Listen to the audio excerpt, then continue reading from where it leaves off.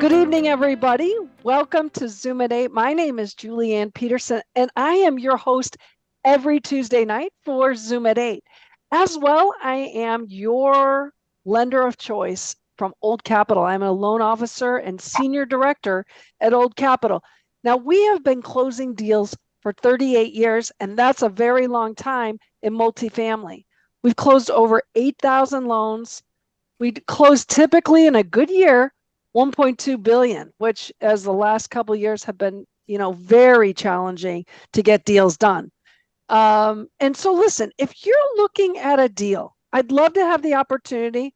There are people in the house tonight that are going to share with you their experiences in getting a loan, getting a deal. This is going to be an amazing night tonight, guys, because some of you have never had the opportunity to sit down with somebody who's doing deals. 2, go through the process of how did you build your relationship, right? And, what does it look like today after you've closed? Some of the challenges that you're facing, or even how the heck did you find the money? So we're going to cover that all tonight. You might be finding yourself with concerns about how long is this thing going to take before I get a deal? Or do I have enough money? Or how do I find partners? So I'm hoping tonight you can walk away with some of those questions, some of those concerns answered with the people that are in the room tonight. So I'm going to do a quick introduction. We have 4 folks in the house.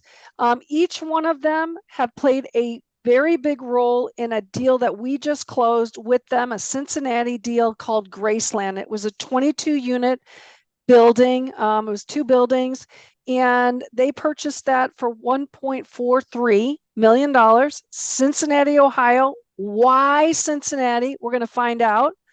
I want to talk about your experience. I want to hear, what you bring to the team, how you found each other, what do you like about each other. Tonight is going to be really insightful. So to kick this off, we have Karin Povolozki. I know I'm hacking your last name, Rabichev. So Karin is, you wouldn't believe it. It is what? The middle of the night where Karin lives. Karin lives in Israel. She is with M&J Investments, and what she brings to the team is financial analysis, property evaluation, market analysis, real estate investing, relationship building, effective communication, problem solving, and adaptability. So she came to the WOW group, and she's going to talk about that. She is on, again, she's here in the middle of the night. We would meet during the day, which is probably the middle of the night, to talk about the deals. That is how committed she is to this conversation, but as well as to her team. Next up is Denise Curtis. Denise Curtis lives in Union City, New Jersey, a heck of a long way away from Karin. She's been an investor since 2014. She has 42 doors, and she's demonstrated her expertise as an acquisition manager and a meticulous manager of her assets. And by the way, this girl is detail-oriented. If you better be well prepared, because Denise has the answers. She's questions, and you better have good answers, because she's looking, and she's hot. She's amazing. She brings a local team and creating relationships that has allowed her to scale her business with confidence. And then next up is Brad Bunin, and he is in Florida, Tampa, Florida. He has 19 years of sales and transformational leadership. He has been investing in real estate since 2007. And he's actually a loan officer in the past or previously. I think who wants to be a loan officer in these days? It's tough work. Like I'm living to talk about that. He also has experience in capital raising and asset management. And then Bringing up the end of the rear, the group is Andy Borses, who lives in Los Angeles. This guy, once you see his background, you're going to understand how special Andy is. His wife, Maureen, is also part of the team. And the skills that Andy brings is he has a strategic leadership, business development, property valuation, critical thinking, public relations, project management, risk assessment and mitigation, strong interpersonal communication, and he's proficient in so many of those in those things. Andy has 96 units in Kentucky. He has 31 in Ohio, 20 units in another project in Ohio, 14 in Florida, triplex, 2 triplexes in Ohio. I think you just sold one, and in Massachusetts. So Andy is here. He lives, again, close by me, so we become good friends. Again, tonight is about helping you understand what characteristics these folks have and how they play a role in this team. How did they build their team together? So welcome aboard, Denise, Karin, Andy, and Brad. How are you tonight? My introduction is nothing like what we're going to hear from our investors who are going to be speaking tonight. So Karin, you're up first. You're in the middle of Israel. You are in the middle of your evening. And I want you to introduce yourself to us. Tell us, how long you've been in multifamily? Are you a limited partner? Are you a general partner? Where do you look to invest? What markets are you currently in? How many units have you invested in those markets? And what do you bring to this team? I heard we talked about your some of your attributes and your skill set. So what did you bring to this team specifically? Okay, too much. I hope I'll remember. So, I've been doing real estate for the past, I think 3 years already. I've been always been investing in, like, I started from small multifamilies and now onto the larger and funner one. Oh, I'm sorry, I'm pink now. Yeah, I thought that was what you want. Oh, not there. Now you're blue. No, All right, no, purple. that's not something I do want. So I invest currently in Cincinnati, but I'm looking in a lot of markets. I have almost 30 units, and all of them are in Cincinnati. I love Cincinnati. And what else? Are you a limited partner or a general partner? I wish. No, only only a general partner currently, but not yet, but someday. Okay. And what do you specifically feel that you bring to this team?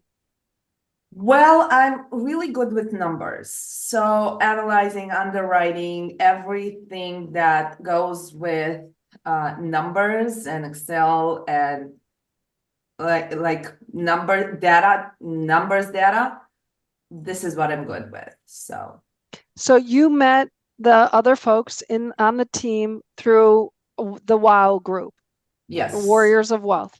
Okay. Why did you choose? I think you were working with Denise originally and with Andy. Why did you choose them? What made them special? Well, because it's interesting because, like, I know what I have and I know what they have because we already previously worked together. So we have me and Denise we had 2 deals together and Andy 3 deals. So I know their character and values, which is very, very important.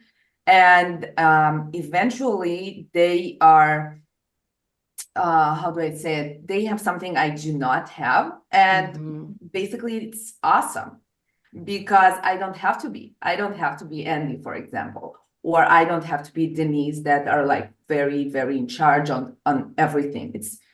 They are doing it better. So why not? So this is why eventually I chose them. I didn't choose them, but it's like, this is why I wanted to work with them. Excellent. Question came up, why Cincinnati? Why do you choose that location? Well, I went into Cincinnati 3 years ago, after I tried to invest in Jacksonville, which is like, yeah, right. And Cincinnati was at a time it was really hot, but the prices were reasonable and the rents were awesome. So it worked. And you had really good deals. It's a really good market because there are a lot of renovations and development there. There are a lot of good neighborhoods that you still can invest in, and it's still a really hot market. So this is okay, why. perfect. All right, next we've got Denise. Denise, you are such a treat to work with. My God, you are driven. And everybody who knows Denise, once you get to know her, you're like, okay, she's on fire. Watch out. All right, Denise, I want to know, where do you live now? We talked about New Jersey. How long you been in multifamily? Are you a limited partner and a general partner? You look to invest in Cincinnati. Are there other markets that you're interested in? How many of those how many units do you have currently? What do you bring to the team? So I live in northern New Jersey, right outside of Manhattan. I'm actually a New Yorker but I happen to live in New Jersey right now. So I like to make that distinction. Very important. So I am a general partner and a JV partner in all of my deals. I'm not a limited partner in any deals at the moment. And I've been investing in multifamily since like 2019 on like smaller multifamily, like duplexes, like in my local area, and then joined the academy, the WOW group, and learned how to invest remotely in other cities. And I stumbled upon Cincinnati and noticed that it was a really good cash flow market. And so I, really connected with a couple of people to partner with. Karin was one of them, and Andy and Maureen as well. And so we worked really, really well together. We all have the same kind of, like Karin said, values and work ethic and determination to really do a good job in, managing our assets. Was there anything that, when you look at Cincinnati, it's regentrifying itself. Is there anything that worries you about Cincinnati? What worries me personally about Cincinnati, honestly, is the building department. They are very slow, and that's partly because there's so much happening in the revitalization. There are like so many permit applications. So currently I'm working on an 8-unit gut renovation in Cincinnati, and it is taking forever. And so for that reason, that is something that worries me about Cincinnati. I mean, as far as I feel like Cincinnati is getting really popular and gentrifying, and there will be a time where maybe you're not going to find such great deals in Cincinnati. Yeah. But I like to keep like my ear to the ground on what neighborhoods are just starting to turn. Like, where are the contractors working, right? Where are they flipping houses? And that's where I really want to know where the next neighborhood is, so that we can get better. Why did you choose this team to work with? Well, Karin, I know that Karin and I work really well together. So that was like a no-brainer. And I really trust her in her underwriting skills, and her, like her analytics are just, I mean, I can't touch it. She's so good at that. And so I know that I need someone like that next to me, right? Like, I know what my weaknesses are. Okay. Brad, I am partnered with on the 8-unit gut renovation that I just referred to. So I know that we really work really well together. We've been a good team since we both kind of took over that project together from the other partners. So I know that I just like working with Brad, and I know that Brad had closed on a Freddie Mac loan the previous year in a 96 unit. So I just reached out to him to be, see if he wanted to be a sponsor. Andy, also I'm very close with. I know that he's great with capital raising. So that's kind of how it came together. Good. All right. Excellent. All right. Next up is Brad. Brad, you are considered the sponsor in these deals. So let's talk about where you live. You're in Tampa. How long you've been in real estate? Since 2007. You're a limited partner and a general partner. Is that correct? Predominantly a general partner. Okay. I have done some joint venture, which eventually turned into operator general partner with Denise. Okay, there you go. And do you look to invest in other areas, other outside of Cincinnati? Yeah, it has to fit certain metrics. So, historically, we're taught that we can invest remotely, so you do not have to be local to your area, but you have to look at the basics. Is there number one, population growth? Number two, job growth, and making sure that there's no centralized employer in that area. So if an employer were to leave, you lose your population or your job growth. So, for me, those are some of my basic elements, but I'll invest anywhere with some caution when you get to some of the super large cities that maybe had I'll call it the COVID exit, so to speak.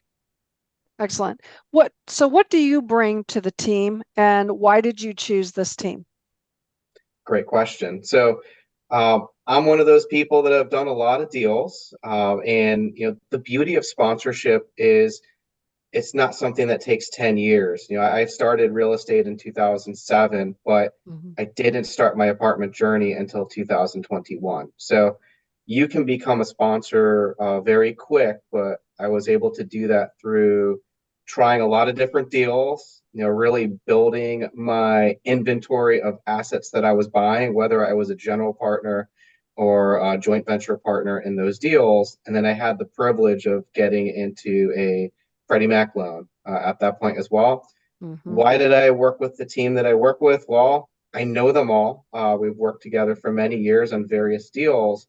And, when they reached out to me to be a sponsor, I mean, what else am I going to say? It's an honor and a privilege. That's wonderful. A lot is character, right? And the only way we're going to understand character is by putting ourselves with these people, whether it's in person or it's on a phone call, on a Zoom call. The time that we spend together is critical to making decisions. Do I like this person? Do we have the same vision and value and mission? Because I'm going to be married to them. We're going to be able to have some hard conversations. I don't like how Denise talked to me. Well, you better grow some thick skin if that's going to affect you. Then, I love it. I think, following Brad, you, the way that you walked this journey and now you're helping others be a sponsor is really inspiring for the people in the room. And I always talk about that. Get into a deal as a general partner, as a guarantor as soon as you possibly can. I'm always talking about it. And Brad is now reaping those benefits. So, all right, last one. Andy, Borses from Los Angeles. Andy, tell us, you live in Los Angeles. Why do you buy in Cincinnati? Do you look at other markets? Are you a limited partner and a general partner? And how many units? I think we covered that. How many units you have? And what brings you to this team? Well, I'm a GP and a JB. Okay. Yeah, I mean, bottom line for me is Cincinnati is a market that obviously we all like, right? So what I saw in this team when we all first started, we were growing together. So the team that we originally had, Denise and I and Maureen and Karin, we went to battle together. Nobody's really said that yet, but our first deal together, we went to battle on. And since then, Denise is right. You don't really want to piss off anybody in Cincinnati. That's for sure. So yeah, I mean, when you're in the trenches with people, and I will tell you what you said was true. We've had some hard conversations. Yeah. No, and we respect each other, and I think that's really more than character. There's character, but you really have to listen to your partners and really hear their point of view and respect them because you're not always right. And so that's why I'm with this team because, And then having Brad on, Brad and I and Maureen, we've done other deals together. So I know that from a financial standpoint, he's going to look at everything and cross the T's and dot the I's, right? Yeah. I mean, and having a sponsor, because there are sponsors that just sign on the loan and then they leave. You're really looking for a sponsor that has done this, that's going to bring value to your team, not just sign on the loan and you carry on. And Brad does that. He gives his information. He gives some insight. What did he see in other previous transactions? And I think that's always so helpful. All right, and you bring to this team what, Andy? And Maureen. Maureen is in the house as well. So let's make sure that everybody sees Maureen. Maureen, give us a hello. Maureen makes me sane when I'm out there raising capital. That's what Maureen does. Yeah, so Andy's got amazing relationships. He's in the studios of LA, so he's got a lot of people that are dynamic, and he also brings the dynamic relationships to these teams. So Andy's raised a lot of capital and continues to really in a time when finding capital is challenging, Andy's digging up some amazing relationships and bringing capital to deals. So, all right. So Karin, let's talk about finding this deal. How did you find it? How did you build the relationship with the broker? Tell us about it when you first saw this. So again, this is Graceland, 22 units, 1.43 million. Kind of walk us through that so everybody can understand how the whole transaction started. Basically last year it was my goal to have closed on an apartment unit. So I just analyzed and submitted offers on prices that worked. Graceland at first was part of our portfolio deal. So at first I started sending LOIs on that portfolio, and the broker kept coming back and saying it's too low, and me trying to explain this is the only thing that works. And I think it was 3 months going back and forth. The other 2 properties on that portfolio was already under contract, and eventually we even went on a Zoom, me trying, because their initial price was 1.55, and it just didn't work in that number. So then I went on a Zoom with him, showing him the calculator, showing him it just does not work. So I think it was additional week, and then he went back and he said, fine, I'm promoting your LOI. And I was like, okay, what were we doing so far? And then they negotiated the terms, closing, the diligence, the timelines, basically. And eventually the LOI was accepted for 1.45, but and that's it. And it was an on-market deal. It wasn't off-market. Okay. When you're underwriting these deals, are you looking for a specific cash-on-cash return that everybody understands? Andy's going out to sell it to his investors. So you need to know, Andy, how much are your investors going to accept? So you already know this. So could you share with us what you're looking for when you're underwriting these deals, especially in this market? Well, it needs to average be at least 8% to JPs. I'm sorry, for LPs, because to get them interested. We also found out that the deal needs to be short. It's a 7-year deal. People are it's harder for them to like the deal, even if the numbers are better. Even if the numbers are better at 7 years. So the deal needs to work under around 5 years. It needs to have for you to have the really good profit, and to eventually the real money in large multifamilies are in the equity eventually. like what you do with the property in those like what are we going to do with the property in the next 5 years and what its value going to be in 5 years. This is where the money is going to be. So this is also something that you need to take into account when you're underwriting a deal. So that's also something like how much equity. So we have, I think the IRR needs to be like a double digit, 15% and more. It needs to, like, one of our buy box is it needs to have a 1.25 DSCR. Otherwise, you cannot help us. And also the other thing, we need to have a good returns for us, for JPs, because we are working really, really hard to make this deal work, like towards closing, finding a good deal, closing, managing everything, money, like raising money and making sure this deal continue to be good, like for the duration of 5 years. I think we need to be reimbursed for that. So this is also something we are like looking at when we are looking at deals. So when you are underwriting these, are you doing 70-30, 60-40, 80-20? What do you Whatever prefer? works. Okay. So Whatever your works. I'm team is playing with- okay. Everybody's Yes. saying, put your hands together. Yes, we'll do that. That works. Okay, perfect. All right. All right, thank you for that. Denise. All right. So you've underwritten it. You've looked at Karin's, all of her information. You're putting the stamp of approval. You have enough experience with an 8-unit building that I think you got. Was it owner financing on that one or a bank financing? I can't remember. No, just bank, like a local bank's type of bank.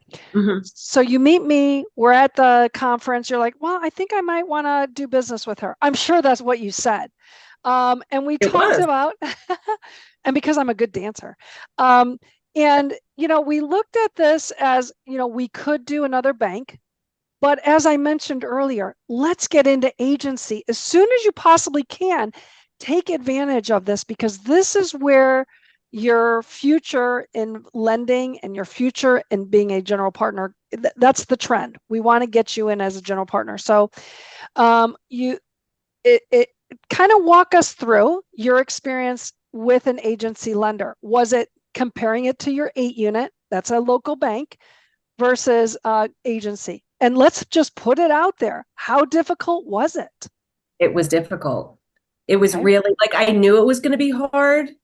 It was kind of like when I had adopted 2 puppies at the same time. Like, I knew it was going to be hard, but I had no idea how hard it was going to be. Like, when it actually happened, right? I was like, oh my God, what did I get myself into? That's kind of what it was like with getting into an agency loan.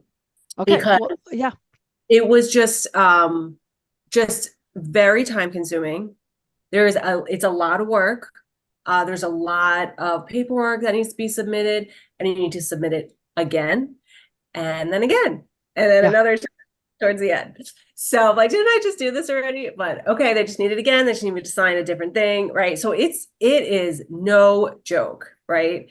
And particularly with this deal, apparently what I didn't know what made it so difficult, but you explained it to me towards the end, was that Freddie, the lender, didn't like the seller, right? That's correct. Did not like the way the seller was operating this property. Yeah. It didn't like it. There was a lot of questions and coming back to us with questions about why is the seller doing this? What is this line item here on their T12? Please explain this again. There was a lot of explanation needed because the lender was just like not feeling good about however this building was operating. And we were trying to explain, like, the most difficult part was trying to explain that we know that these expenses, some of them will not be part of our operation, right? Yes. We know that there's reasons that there's expenses are here with this particular property manager. We didn't know if it was like an owner distribution and they were calling it something else. Like, it was something like a little bit mysterious about it that we couldn't explain, the seller couldn't explain. And that made things just like really a lot more difficult. And I think it did ultimately change what we were approved as far from an LTV perspective at the end. It was like You know- they felt it was like a little bit riskier because of all this, the way it was operated, and they didn't feel 100% good Yeah, with it. and I got to tell you, of all the deals that we have closed, we have never seen Freddie be so anti-seller. And who cares about the seller? This is a new opportunity, but they were really playing hardball with our buyers, and that was not your fault. But you have to remember, in this market right now, there's been so much. People aren't taking care of their assets, so there's a lot of deferred maintenance that we're having to go through. A lot of people are not being able to manage their properties well, so there's a lot of challenges in today's market, and Fannie and Freddie are going to make sure that, hey, we're going to figure this out, and it might be the seller's fault, but the buyer's going to have to figure out how they're going to fix it, or let's go back to the seller, and the seller is going to have to fix it, which I think there were some things that were agreed upon, some line items that they needed to fix. So yeah, we had gotten like a little bit of a price, like a seller credit. Yeah. Is how that worked out. Yeah. Okay. So let's talk about how the process worked. We locked the loan, and with Freddie. So Freddie locks the loan initially when you sign the application, then all the paperwork goes in. They start vetting these guys as borrowers, and they, at the same time, they're doing their due diligence. When you get the appraisal back, you bought it at 1.43. Yes. The appraisal came back at what? 1.55. So you got money in the bank after the appraisal. So you're like, yes, this is a good, we're doing the right thing here. Yes. Was there anything that, after you look back, you go, yeah, that was really, really tough. You're in a non-recourse loan, which is different. They're a little bit more expensive. What is something that, if you're talking to all of these people in the audience, what was your biggest challenge? Of the entire loan process? Yeah. I guess I would say having to come up with the answers to what that I was just talking about, like what is this line item? Why is the seller operating like this? What is that expense? And trying to like kind of not convince them, but like show them somehow that we know that we've underwritten it in a way that we're going to operate it much better than the other seller. And it was really challenging because it's like I understood where they were coming from. Sure. Right. You do. Conservative and scrutinizing a poorly operated building. Sure. And we feel confident and felt confident and still feel confident in now that we're operating the deal that we were going to keep the expenses in at a certain level. It wasn't going to be out of hand like the other ones. And so it's just, there's no way for us to really convince them of that. And so that was, I think, the most challenging thing. Gotcha. Okay. Yeah. Brad, so you're the sponsor. These guys asked you to sponsor. Question, because a lot of people are looking for sponsors. How did you look at this and say, I'll do this, but it's going to cost you some money here? Because I'm coming in and I'm taking the challenge of this. I'm putting my relationship with the agencies on the line. Talk to my audience and say, what can you expect to pay for a sponsor to come onto your deal? Sure. So I didn't say this before, but I have 222 doors, and in that journey, when you're looking at different people to work with, number one, what I'm really looking at is the type of asset that I'm familiar with in the past that I've done. And, this was a value add asset. I call it a little bit of a light value add. And it's also in Cincinnati. I own 5 other apartment buildings in the Cincinnati area. So to me, It was something I was familiar with. It's a loan process that I've done before, and it's with an amazing team. So when I'm analyzing the situation, I'm trying to, as a sponsor, hedge my risk. And that's really what you're looking for is hedge your risk, because as a guarantor on debt, if the asset doesn't perform, what that means is they can come after you. And that's just the reality of the transparency. Does that happen? Very rarely, but that's why it really comes down to trusting that team. Now, how do they pay you? I think it depends on the people you're working with and the relationship that you have. And, the reality is that I know Karin, I know Denise and Andy in the group. So, I'm going to give them a sweetheart deal. So, from their perspective, I think, 3 to 5% is a pretty good sweetheart style deal. But, if you're working with a new group of people that you haven't worked with before, it's completely acceptable to request, 10% of the deal as well. You have to keep in mind, if it's a $1+ million debt and that debt's not paid, that 10% is completely acceptable from a compensation standpoint. Great thoughts. Thank you for that. Andy, so you see this deal, it's in Cincinnati, you've done a couple deals with the team. Now you have to go out. Andy, again, is the capital raiser. Many of you are looking to be what Andy's doing. Andy works a full-time job. This is not all he does yet. So Andy, you get this information, you're ready to go. Yeah, I'm in. How do you communicate that to your investors? So what your investors want, and Karin and Denise have approved that this is something that your investors are going to want. So how do you go out to your investors and tell them about this deal? Well, first, I just want to be clear. This was a team effort. Okay, because at first Sure. when it started, this was not an easy deal to sell because of the 7 years, as Karin said. Right. So I just want to be transparent and clear. I wasn't the only one bringing capital to this deal. The team was doing it as a team. And I will jump in there for just a minute, because everybody on the team needs to be a capital raiser in addition to their other deals. Everybody. Don't be thinking, hey, I'm the analyst. I don't have to bring in any money. That is not true. Everybody needs to be capital raising on these deals. Thank you for mentioning that, Andy. Yeah, so just to be clear, Denise and Brad and Karin did a great job as well. So it's a team effort, right? I came in a little late. I had some other things going on, so I came in a little late, maybe a little hot. I don't know. We'll see.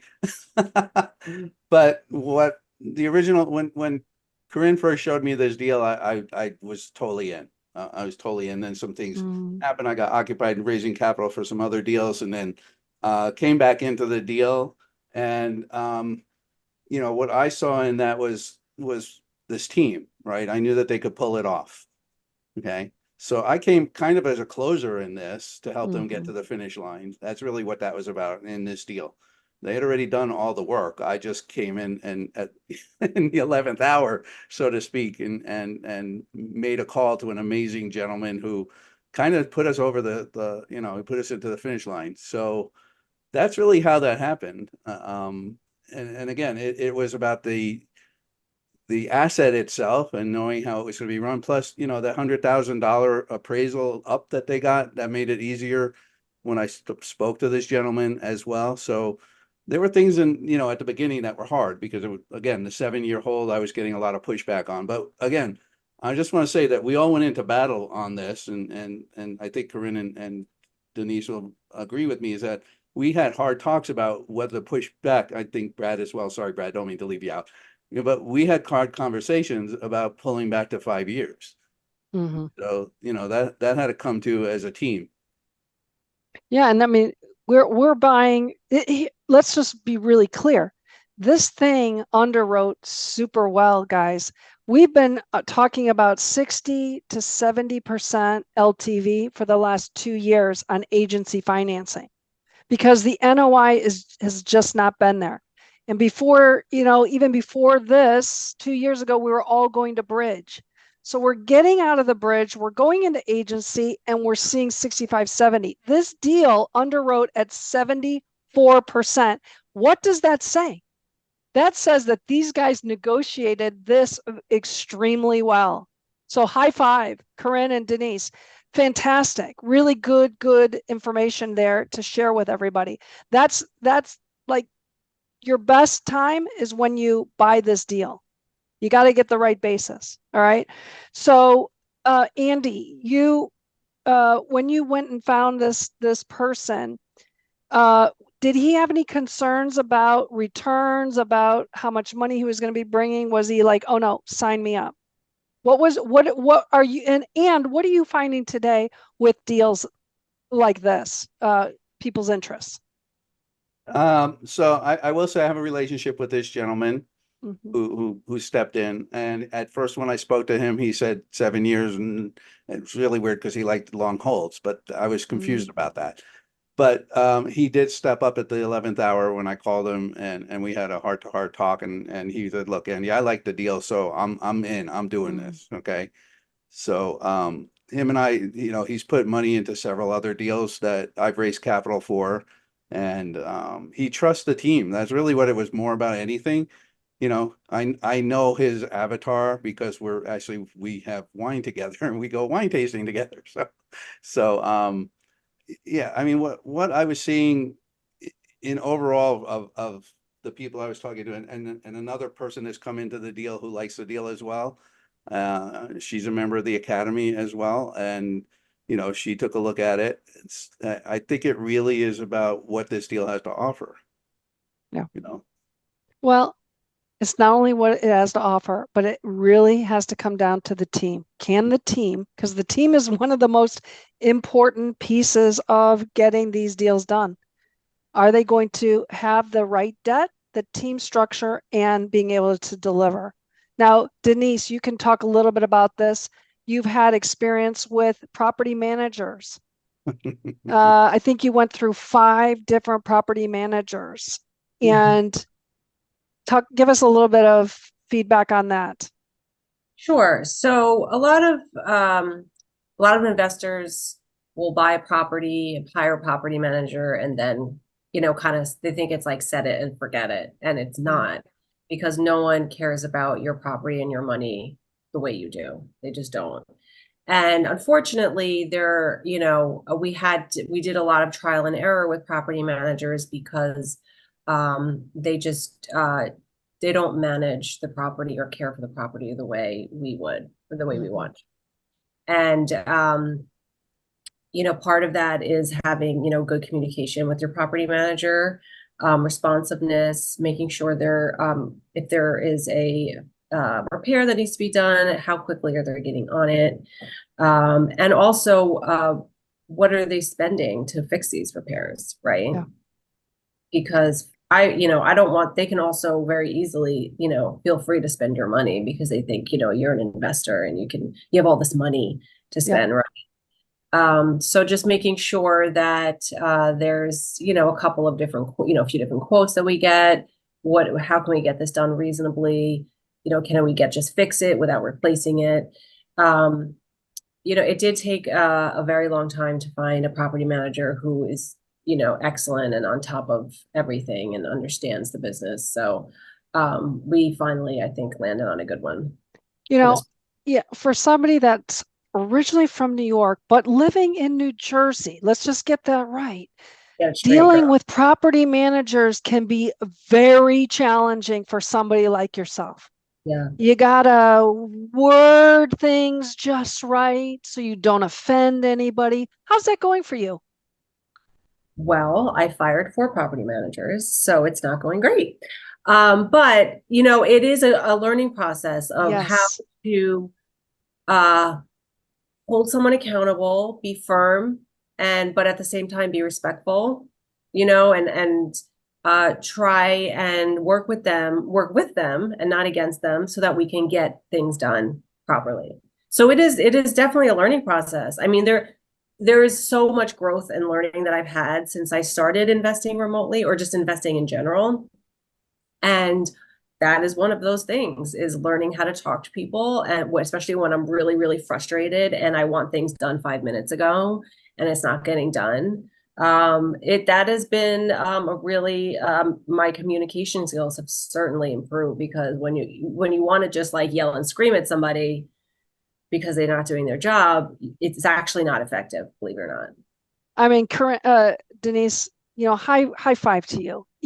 That was very, I'm sure you've been challenged, because I know I have been challenged working with property managers to find a little bit of grace and understanding, but why can't you get this done on my time? So, I mean, amazing that you recognize that, and it's a real challenge.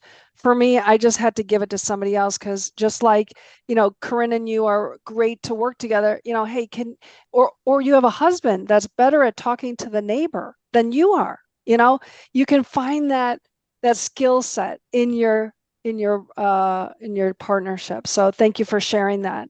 Yeah, and just one thing I want to say though, that Karin and I noticed when she and I and Andy were going through that difficult project, our first property together, is we learned I've grown to be a lot more patient, and that if something is going to take a couple of days to get done, I can actually breathe through it and know that that's acceptable.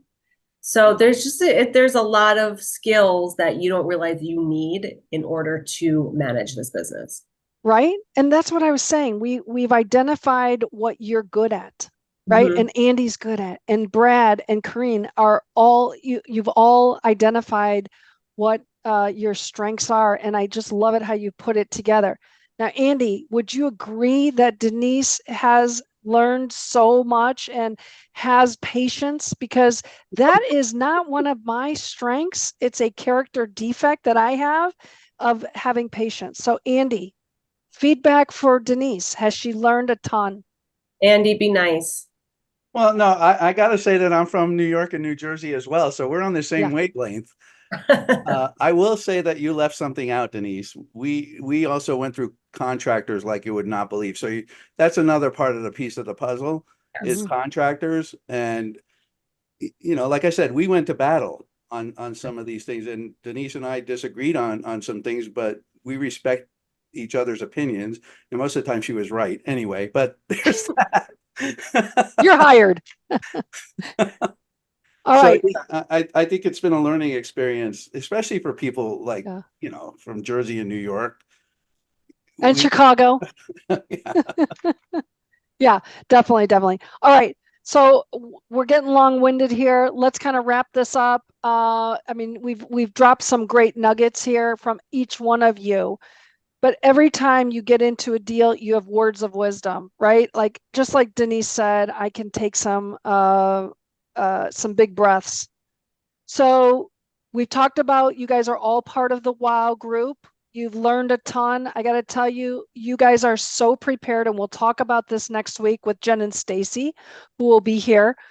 If somebody's looking, words of wisdom, Karin, words of wisdom, if somebody's looking to get trained or understand your position, right, and that you take on this team, what would you tell them? What would you want them to take away, that you're an acquisition person, you underwrite? What would your words of wisdom be? Well, first, be very, very sure of your numbers, because it's really critical for the rest. It's for Denise, for her to have the confidence to run this deal, and Brad to sponsor, and Andy to raise. So it's really, really important to have your numbers and not to back down. In fact, I had to stand firm on this number for 3 months, because it just didn't work in any other thing. And you said we are prepared. This is one of the things they are preparing us for. It's like, you need to submit the number that works for you. You don't know what will happen tomorrow, especially like you said, like the environment and everything. So you really need to be sure that this is your number, even if it's like really far from their asking price. Sometimes you'll be surprised, because you don't know what's the situation of the seller sometimes. So you do need to negotiate, and everything is negotiable. Like everything in every step of the way, everything is negotiable. So just don't don't be scared like to submit your number, because it's just going to be easier along the way, like moving forward. Yeah, great thought. All right, Denise, somebody in your position, you've already talked about your challenges with property management. Words of wisdom. You come through your training program. You want to tell people, what is the words of wisdom in your position? This is what you're going to have to do. What would you say? I would say it starts in the underwriting, and make sure you have a lot of reserves for repairs and maintenance, CapEx. Because even if you're buying a building that's like newly renovated, or like it, doesn't need anything, it's stabilized, things come up all the time that cost a lot of money. And so Karin and I have had a couple of things come up that have had, a few $1,000s price tags on it already, but we're not bugging out, or we're not freaking out, because we know we have the reserves for it. So we're okay. So that's the first thing. The second one is, remember, like what I said before, no one cares about your property and your money and your partner's money as much as you do. So don't assume that a property manager is making the right decisions for you. You have to stay on top of them, have weekly or monthly meetings, and go over all of their expenses that they're spending to keep up your property. It's not just a set it and forget it. Fantastic. Yeah. Thank you. All right, Brad, words of wisdom. You're a sponsor. You're overseeing the group. What are your words of wisdom for people that want to hire you, or that they're looking for a sponsor? So let's talk about if you want to become a sponsor, because that's an interesting journey. I'd say the two things that'll benefit you the most. One, whether it's your strong suit or your weak suit, practice every role in a partnership, meaning there's acquisitions, asset management, capital raising. Find an opportunity to do every position in some form of an arrangement. Because when you know how each one works, even if you're not an expert asset manager, I'm an asset manager on other stuff. I've raised capital. I've done acquisitions. That helps me be a very well-rounded sponsor. So that's the very first thing. The second thing is your speed to action. Take massive action.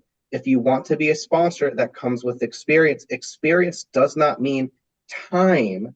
Experience means the quantity and volume of what you're actually doing. So if you can get your hands on many deals or get involved in a lot of agency type debt, you can shorten your runway. It doesn't have to be a 10-year journey. You can condense it. Those would be those two things. If you want to leverage me as a sponsor, I'm looking for people that I can trust, people that give it their best. And I'm really looking for people that are interested in getting their hands dirty in the journey and not afraid to have to do different things, even if it's outside of their role. Fantastic. Nice. All right, Andy, bringing up the rear again. Words of wisdom. You're capital raising. You're coming into the last, couple thousands of dollars as a capital raiser. What are your words of wisdom for anybody looking to be this person?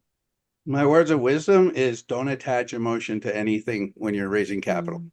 Do not, because it'll ruin your mindset. It's all about mindset. And I've had plenty of people that said no. And if they say no, they don't belong in the deal anyway. Right. And honestly, it's like I'm showing the deal to people because it's solving their problem.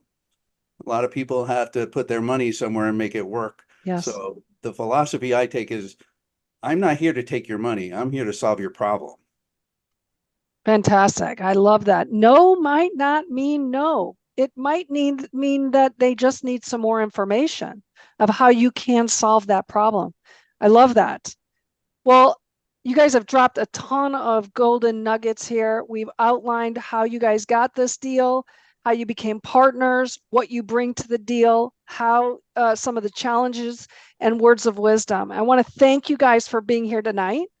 I want to thank you for giving me your trust and honor to provide the service of being your originator on this deal. I look forward to more opportunities in the future If somebody wanted to get a hold of you, Karin, how would somebody reach out to you? Remember, this is going to go out to all of the masses on YouTube.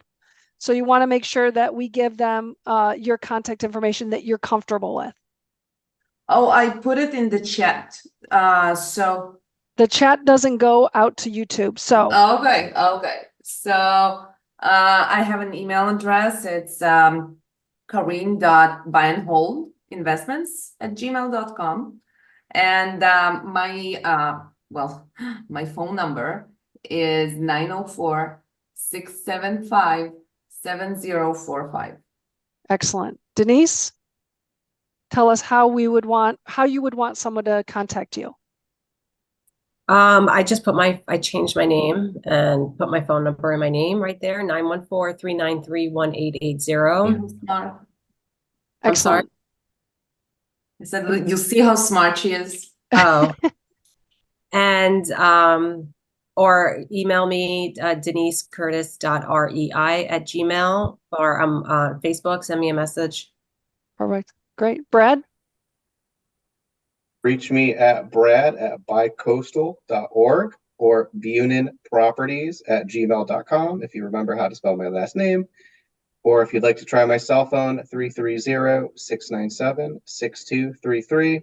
Last but not least, you can find me on Facebook. Awesome. Andy, pulling up the rear. Look at Right, Andy. Andy's a copycatter. He put his number there too. Why not? It's a great idea. Yeah, Facebook. I'm on Facebook as Andy Borses, not Andrew Borses. I have a podcast as well that we have to have you on, which is Donut Shop Cop to protect and serve your investments. So check that out. That's on YouTube. Yeah. Andrew, I'll use ours, Brad. Andy at buycoastal.org. It's BUY Coastal because we buy coastal. That's awesome. That is fantastic. All right, you guys, fantastic. Thank you again for taking the time, especially Karin. You've been in the middle of the night. Thank you so much. Appreciate all your hard work. And let me, before we close up shop here, is there anybody in the room, any of the audience that would like to ask a question? Yeah, I have a question. Sure. So thank you everyone for great presentation, answering all the questions, giving out all the information. It was really good. So I think I have a particular question for Andy, like what is your strategy for capital raising? Is it something that you started like many years ago? What is your mindset? How do you make it better? Is there any special events, networking events that you go to? What is your secret sauce? Wow. Okay. So you might have to help me with some of those questions because I didn't write them all down. I recognized early on that I would have to build a network to, you that saying, right? You are your network is your net worth, right? And being in proximity with the right people, because I kind of understood early on that we were going to have to scale if we were going to get to RY, my wife and RY, right? We needed to understand that. So I looked at all of the different masterminds out there and all of the different events that were going on, and I attended a lot of them because you have to get your face out there, right? You don't have to actually join their masterminds. Most of the conversations I've had are at the bar, right? And Julie's been to a couple of the ones I've been to, but you have to get your face out there. You have to get known. You have to, and that leads to, you never know what that's going to lead to, right? Going down the road. And you have to, unfortunately, it's in some of these cases, you have to pay to play, right? To get into these rooms if you want to scale and get to the where you want to go in your mindset. So my mindset is, I want to bring more value to people. And how do I do that? I do that by getting out and meeting new people or doing things like this or creating a podcast. But my whole thing is I want to give you value first, okay? Before anything else. This isn't about me. This is how do I solve your problem that you have? And so it's a lot of work. I have a full-time job. Most of the time I go through all of my vacation time. So, my wife is like, well, we don't have any time for vacation now, but we will. So I'm putting the work in now so that we'll have the time to do it later. Yeah, great. That answer all your questions, Naeem? Are you also in sales in your full-time job? Am I in sales? I grew up in sales. My Okay. grandfather owned a bunch of stores in Paterson, New Jersey, actually, and I learned from the old school salesman. That's good. So, but I was not in sales. I'm actually a technical director and work for, Fox, ABC, ESPN, Univision, doing live production for a lot of years. And But and collectibles too. I mean, do you see the back? I mean, that just gets you thinking when you look at the background of what Andy's got, that's the conversation that gets started. You start figuring out, hey, what can we talk about, right? Andy's got it in the background. That's cool. Good. Yeah, that's on purpose, as you know, Julie. Yeah. Yep. All right, Candace, question. Denise, I have a question. You were talking about firing the 4 property managers. Was that one property? And in the transition period, did you step in to be the manager for those properties? Could you touch on that a little bit? I know we're limited. Sure. So it was there is one property where we fired 4, another property that I fired 1. And essentially what we would do was have the next property manager set up before we fired the other one so that there was a transition. And believe it or not, when you fire a property manager and you hire a new one, the one that you fired typically, in my experience, has been fine with the transitioning, the new property manager in. Right. So it's whatever information is needed to send over to the new property manager, that has never been an issue. What we ultimately wound up doing was we did step in on this one particular property and wound up self-managing it with a management software company called Hemlane, and that we loved. They do a fantastic job with helping. It's basically they're like your right-hand man to self-managing. Is an excellent software. They have excellent services. I think if you're in a major market, their services are excellent, but because they do have a team of people that they can call, like handyman and HVAC or whatever, that they contact on your behalf. And so we were able to manage them and be able to manage the company better than, just keep hiring new property managers. So that's what we did. Okay. Anybody else? I know Paula was asking how much in reserves per 1,000 units at a minimum in the Cincinnati market. How much in reserves per 100 units at a minimum? Paula, you want to ask that question?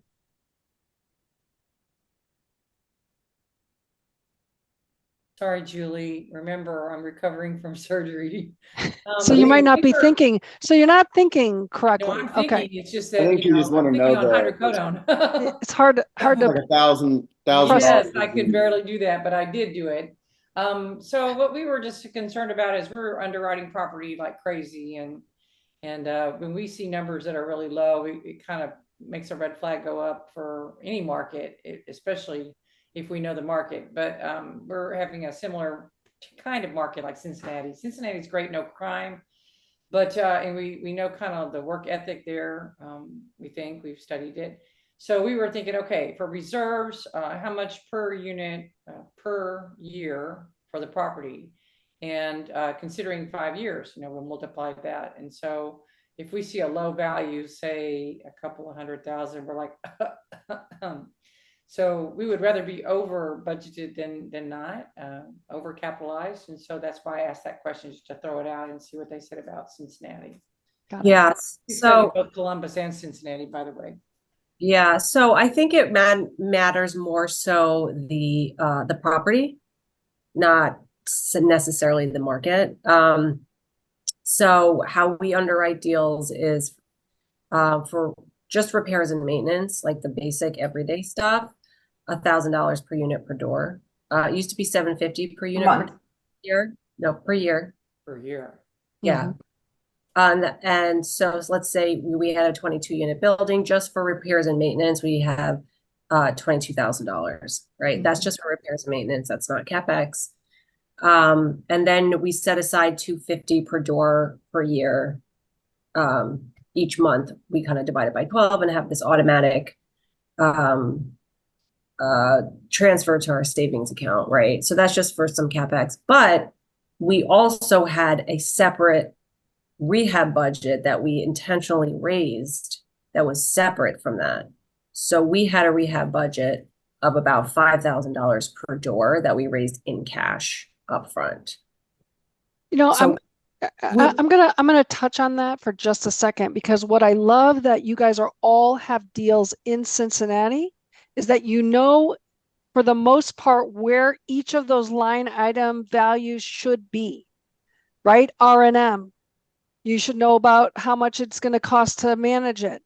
Because if you go over to Indianapolis, it's going to be different. Your numbers are going to be completely different. That's what I love about taking and staying in one market, because you become such a force of information and knowledge about that. And lenders love it. They really want to know that you have an understanding of how to manage this property, manage the manager, but also manage the property. And in addition to that, the other owners in the area, they start to see what you're doing. And then it opens up doors for them to say, hey, would you like to buy my property? Because they already know you don't mess around. So I love the fact that you've identified, we do this in this market. This is consistent, you know, whether that's going to change probably if you get a newer building, right? But all your buildings are about the same quality and age. So. Yeah. Yes. We also have reserves for 1 year of tax insurance and also 6 months of mortgage. I also want to add to that, when you're selling a deal like this or any other deal, and you talk about that with your investors, you talk about the fact that we're not going to do a capital call because we're looking ahead to the future. And if you've ever been on the receiving end of a capital call, that's not fun. So we do everything in our power as this group and other teams that we're in, you know, to mitigate that as well. And I think they did an amazing job doing that. Well, and again, it's going to go back to the people that you are learning from. This WOW group, again, you're going to hear from the owners of this company next week, and you're going to find out the power and understanding that they are creating within this organization so that you are prepared. There's an enormous amount of support that they give their students. So these guys are walking reports of that program. So again, if you're thinking, hey, I need education, which again, I said education and invest, this is the group you might want to consider. All right. Thank you guys again. So wonderful to have you here in the Zoom at 8 studios. I appreciate you guys taking the time out.